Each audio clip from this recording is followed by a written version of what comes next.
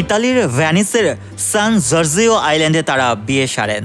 ২৬ June থেকে টানা ৩ দিনের বিলাসবহুল রাজকীয় বিবাহ অনুষ্ঠান পালিত হচ্ছে। ২৮ জুন অনুষ্ঠিত হবে বিবাহোত্তর সংবর্ধনা।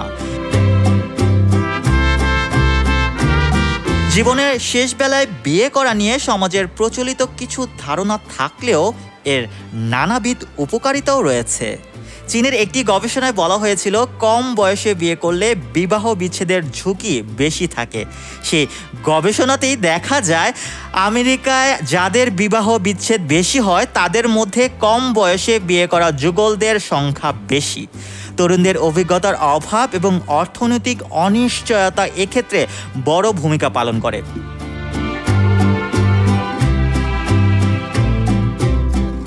যদিও এই গবেষণাটি ২৫ বছর বা তার কম বয়সী দম্পতিদের নিয়ে করা হয়েছিল, এর বিপরীতে ৫০ থেকে ৬০ বছর পেরিয়ে বিয়ে করে এ ধরনের সমস্যার সম্মুখীন হতে হয় না খুব বেশি। ৬০ বছর বয়সে বিয়ে করা একদিকে যেমন কিছু অসুবিধার সৃষ্টি করতে পারে, তেমনই এর কিছু সুফলও রয়েছে।